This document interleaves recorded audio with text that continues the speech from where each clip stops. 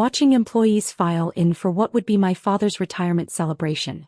40 years he'd spent building this company, and now my brother Marcus was about to take over as CEO. At least that's what they thought. "Miss, you can't stand here," a security guard approached, clearly not recognizing me.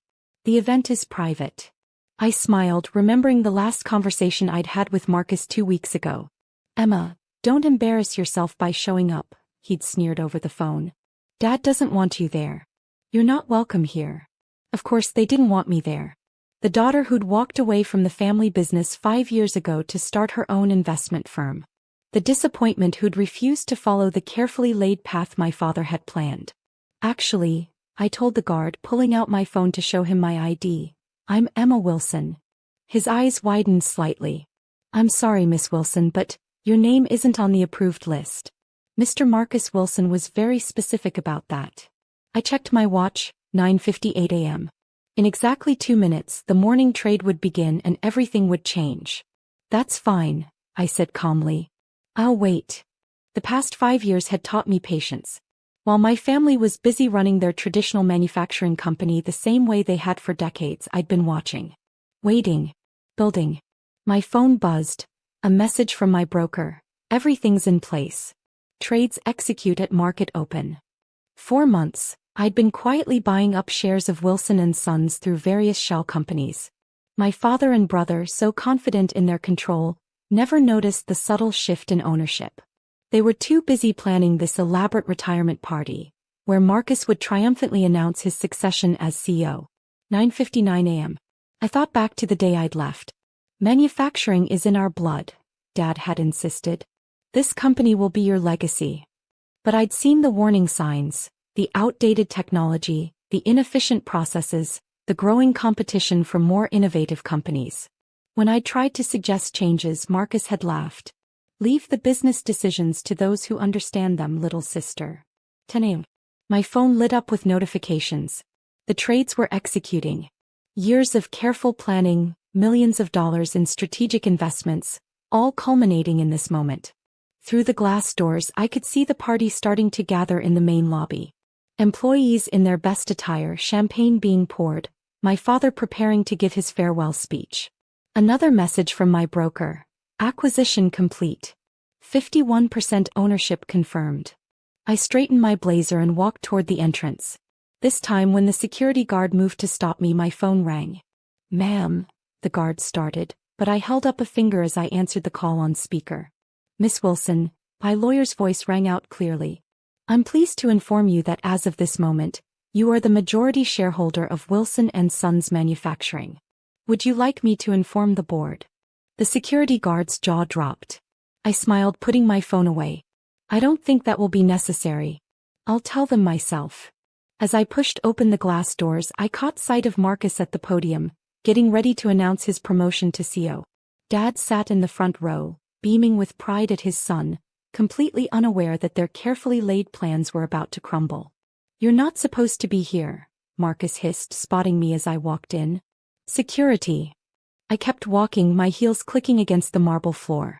The room grew quiet, employees turning to watch the drama unfold. "Actually, brother dear," I said loud enough for everyone to hear, "I think you'll find I'm exactly where I need to be." I pulled out my phone, ready to show them the confirmation of my ownership. 5 years of being the family outcast had led to this moment. "After all," I added, watching Marcus's face turn pale as realization dawned, "shouldn't the majority shareholder be present for such an important company announcement?" The champagne glasses stopped clinking. My father stood up slowly, confusion etched across his face. And this was just the beginning. The silence in the lobby was absolute. Marcus gripped the podium so hard his knuckles turned white, while Dad stared at me like he was seeing a ghost. "What did you just say?" Marcus's voice cracked slightly. I held up my phone, projecting the stock ownership documentation onto the large screen behind him. The same screen where he'd planned to showcase his grand vision as CEO. "As of exactly 10 a.m. today," I announced, my voice carrying through the stunned room, "I own 51% of Wilson & Sons Manufacturing. Would you like to see the paperwork, brother?" "Impossible," Dad finally spoke, rising from his chair. "The family owns controlling interest. We always have." I smiled, remembering all the condescending lectures about business I'd endured over the years. Did any of you bother to track the shell companies buying up shares over the last 3 years? Pacific Ventures? Summit Investments? Aurora Capital? Marcus's face drained of color. I knew he recognized those names. They were the promising new investors he'd personally welcomed to the shareholders' meetings. That was you, he whispered. All of it, I confirmed. Every single share. While you were busy planning your coronation as CEO, I was planning something else entirely. The employees watched in fascinated horror as their carefully scripted retirement party transformed into corporate theater. Sandra from accounting actually had her phone out, probably recording everything. This is a trick, Marcus declared, trying to regain control. Dad, she's lying. She has to be. I nodded to Jerry, my lawyer, who had quietly entered the lobby. He began distributing copies of the ownership documents to the board members present. The Securities and Exchange Commission filing has already been completed, Jerry announced. Miss Wilson is now the majority shareholder and has voting control of the company. Dad sank back into his chair, his retirement speech forgotten in his hands. Emma, why? The hurt in his voice almost made me falter. Almost. Why? I repeated, walking toward him. Because 5 years ago, when I tried to tell you this company needed to modernize, to adapt, you told me I didn't understand business. When I presented a detailed plan for digital transformation, Marcus threw it in the trash and called it cute. I turned to address the gathered employees. This company has amazing potential. Dedicated workers. Solid foundation. But under current leadership, we're falling behind. Our competitors are innovating while we cling to outdated methods. Marcus tried to interrupt, but I continued. Did you know our main competitor's manufacturing efficiency is 40% higher than ours? That we're losing contracts because our technology is 10 years behind. The board members were flipping through the documents, murmuring amongst themselves. I could see the moment they realized that not only had I acquired controlling interest, but I'd also developed a comprehensive modernization strategy. You're going to destroy everything Dad built, Marcus accused, but his voice lacked conviction. No, I corrected him. I'm going to save it. I pulled up another presentation on the screen. My vision for Wilson & Sons. New manufacturing technologies, automated systems, green energy implementation, and employee development programs. This is what I tried to show you 5 years ago, I said, meeting Dad's eyes. This is why I left. Not to abandon the company, but to learn how to save it. The room was silent as the numbers spoke for themselves. Projected efficiency increases, cost savings, revenue growth, all meticulously researched and planned. The board meeting will convene in 1 hour, I announced. We'll discuss the leadership transition and implementation of the modernization plan. Marcus stepped down from the podium, his retirement speech never delivered. You can't just walk in here and take over, he protested, but we both knew he was wrong. I already had. Dad stood up again, looking older than I'd ever seen him. The company was supposed to go to your brother, he said quietly. It was always supposed to be Marcus. No, Dad, I replied, equally quiet. The company was supposed to go to whoever could lead it best. As the employees began to disperse, whispering among themselves, I caught sight of my reflection in the lobby windows. I saw what they were all seeing. Not the daughter who'd walked away, but the woman who'd come back stronger. The next hour would change everything. The question was, were they ready for what came next? The boardroom felt smaller than I remembered, though nothing had changed except the power dynamics within it. 12 pairs of eyes watched me take my seat at the head of the table, the chair that had been my father's for 4 decades. Marcus sat as far away as possible, his jaw clenched. Dad chose the middle of the table, a neutral position that spoke volumes. The rest of the board members seemed to be holding their breath, waiting to see how this corporate drama would unfold. Before we begin, I said, opening my laptop, I want to address the elephant in the room. Yes, I orchestrated a takeover of my own family's company. Yes, I did it secretly. And yes, I did it today of all days. On Dad's retirement, Marcus cut in bitterly. Real classy, Emma. I met his gaze steadily. I chose today because I wanted to stop you from making announcements you couldn't fulfill. The promises you were going to make in that speech, about company growth, about maintaining our market position, they were empty and you know it. I pulled up our quarterly reports on the screen. We've lost 23% of our market share in the last 2 years. Our biggest client, Jensen Industries, is considering moving their contract to our competitors. Our technology is outdated, our processes are inefficient, and our talented employees are leaving for more innovative companies.